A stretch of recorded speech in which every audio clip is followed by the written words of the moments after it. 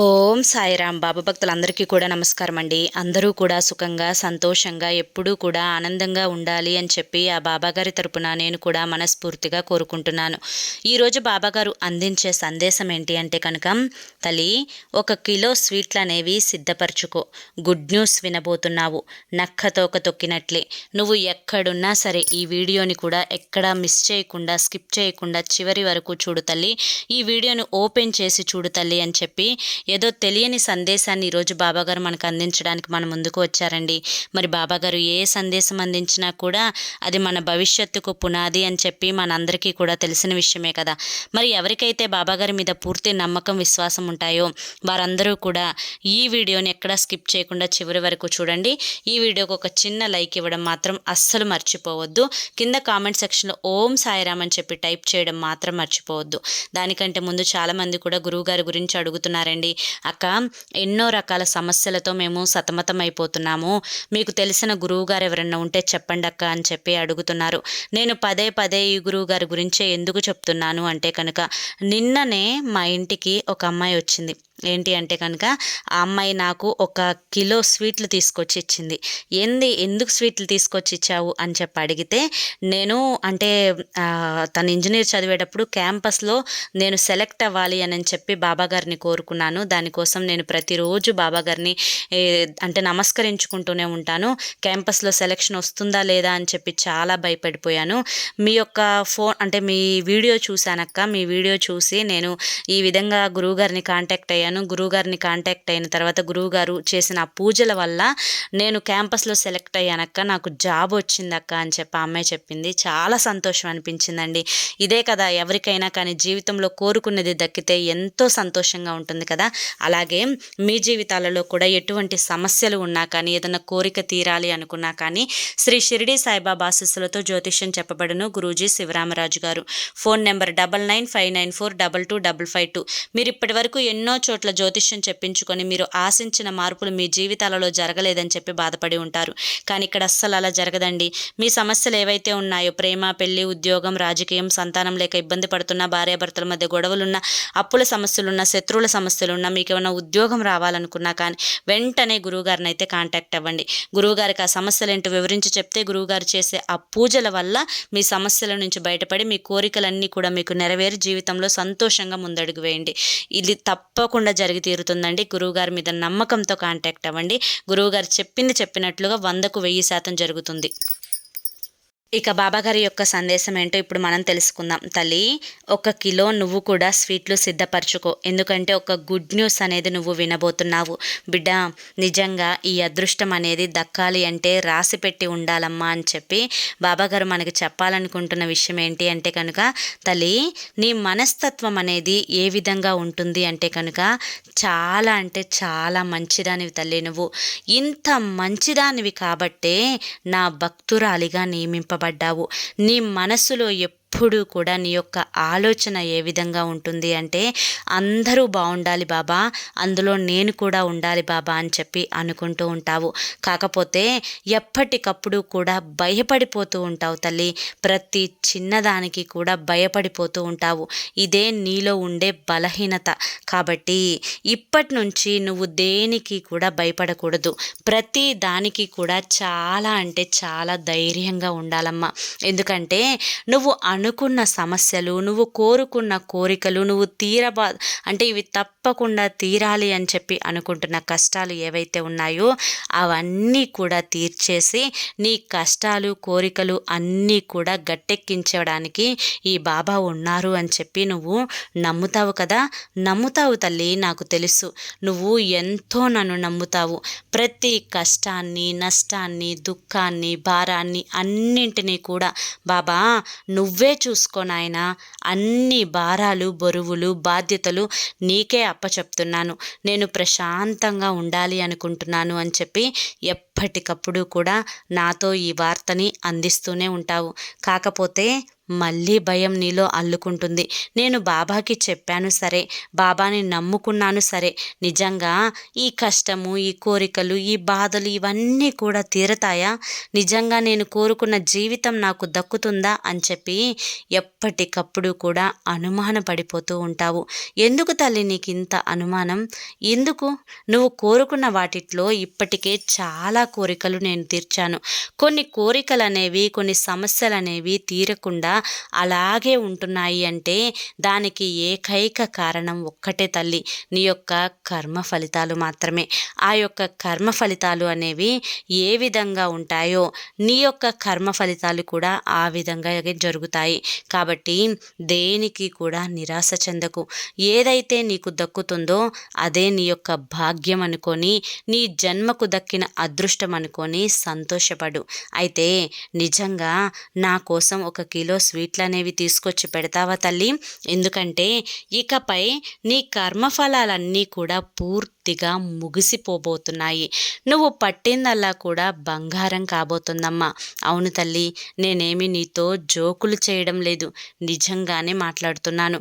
నీ యొక్క గ్రహాల స్థితులు అన్నీ కూడా అనుకూలంగా మారబోతున్నాయి. నీ యొక్క ఏలినాటి శని ప్రభావం అనేది పూర్తిగా వెళ్ళిపోయింది. కాబట్టి ఇకపై నువ్వు వినబోయే న్యూస్లన్నీ కూడా, వార్తలన్నీ కూడా కేవలం గుడ్ న్యూస్లే తల్లి. నువ్వు నీ యొక్క పనులన్నీ కూడా జరగటానికి, నీ కష్టాలు తీరడానికి, నీ కోరికలన్నీ కూడా నెరవేర్చుకోవడానికి ఎన్నో రకాల ప్రయత్నాలు అనేవి చేస్తూ ఉంటావు. చాలా కష్టపడిపోతావు. పగలనక రేయనక నీ కష్టాలు అన్నీ కూడా నేను గమనిస్తూనే ఉన్నాను. ఒక్కదానివే గదిలో కూర్చొని ఏడ్చిన రోజులెన్నో, సంతోషంగా గడపాలి అని చెప్పి అనుకున్న రోజులెన్నో. అవును కదా? ఎన్నిసార్లు నా నామాన్ని జపిస్తూ ఉంటావు బిడ్డ. నువ్వు ఇన్నిసార్లు నా నామాన్ని జపిస్తున్నావు కాబట్టే నీ మంచి, చెడు, దుఃఖం, బాధ అన్నింటినీ కూడా ఆలకిస్తూ ఉండి నీ కోరికలన్నీ కూడా తీర్చడానికే ఈరోజు నీ ముందుకు వచ్చి నిన్ను స్వీట్లు సిద్ధపరచుకో అని చెప్పి చెప్తున్నాను తల్లి. ఎందుకంటే తల్లి, నువ్వు ఒక చిన్న మాట చెప్పాలి, జాగ్రత్తగా విను. నువ్వు అందరినీ బాగుండాలి అనుకుంటావు, అందరూ బాగుండాలి అనుకుంటావు, అందులో నేను కూడా ఉండాలి అని చెప్పి అనుకుంటావు. ఇది ఏమాత్రం కూడా తప్పు కాదు తల్లి. కానీ అందరినీ కూడా ఎందుకమ్మా అంత గుడ్డిగా నమ్ముతావు?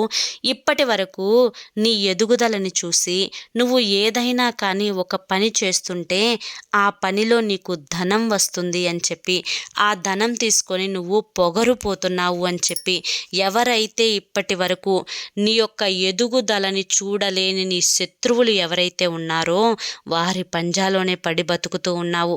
వారితో శబాష్ అనిపించుకోవడానికి ఎన్నో రకాల ప్రయత్నాలు అనేవి చేస్తూ ఉన్నావు. ఒక్క విషయం గుర్తుంచుకో తల్లి. ఎందుకంటే ఎప్పుడైనా కానీ కడుపులో లేని శ్రద్ధ అనేది కాళ్ళ మీద పడినా కూడా రాదు. అర్థమైంది కదా? కాబట్టి కడుపులో లేని శ్రద్ధను కడుపులో లేని శ్రద్ధను నా మీద చూపించు అని చెప్పి ఎవ్వరిని కూడా అడుక్కోకూడదు. ఎందుకంటే అలా అడిగితే దానికంటే ఇంకా బుద్ధి తక్కువ పని మరొకటి ఉండదు అని చెప్పి చెప్పుకోవచ్చు అనమాట. కాబట్టి ఇకపైనైనా కానీ ఎవరి ప్రేమను నువ్వు ఆశించకు, ఎవరి నుంచి కూడా దేన్ని కూడా ఆశించకు.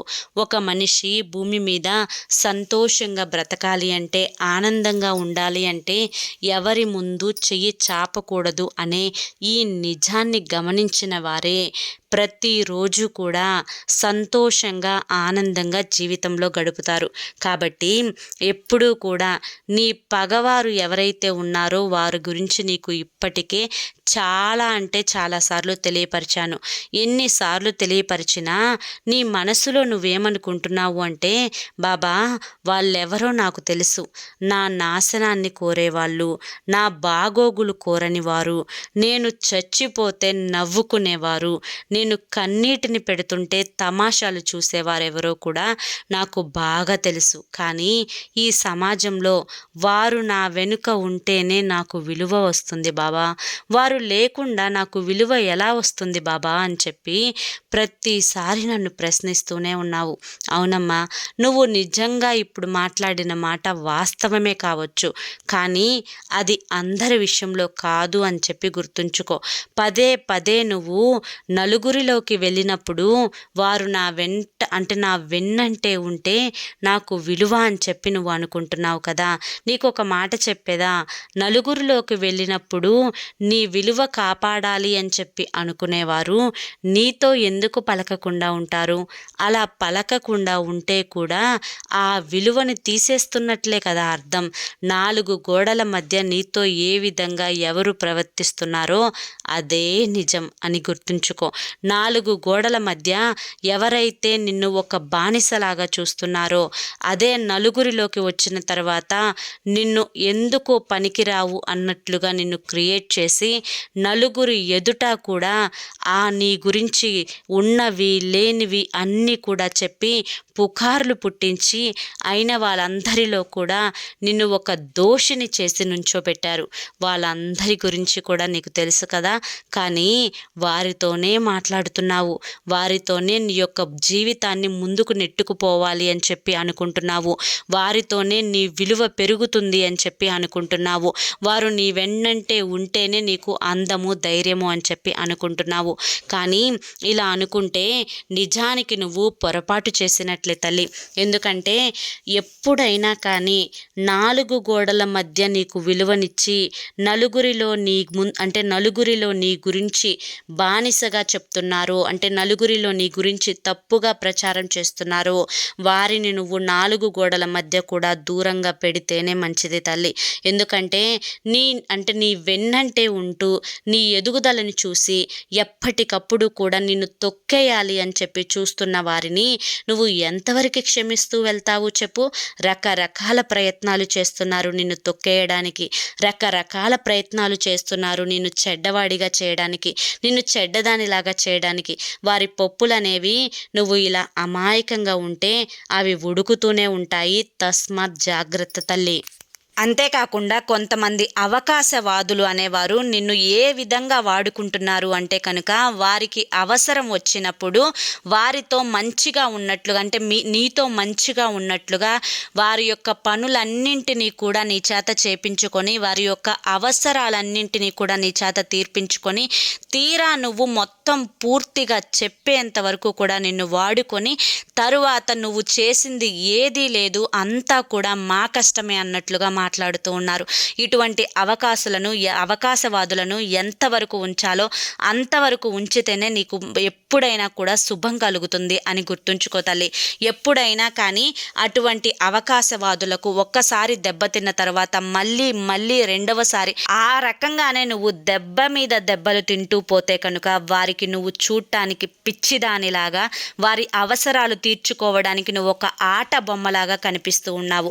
కాబట్టి ఇప్పటికైనా కానీ అటువంటి అవకాశవాదులను నువ్వు దూరంగానే పెట్టాలి తల్లి. వారికి అవసరం వచ్చినప్పుడు మేము కష్టాల్లో ఉన్నాము, మేము బాధల్లో ఉన్నాము, నీ వల్లనే ఆ కష్టాలు మాకు తీరతాయి, ఆ సమస్యలు పోతాయి అని చెప్పి నిన్ను చాలా చాలా కీ ఇస్తే తిరిగే బొమ్మలాగా వాడుకున్నారు. అటువంటి వారెవరో కూడా నీకు బాగా తెలుసు.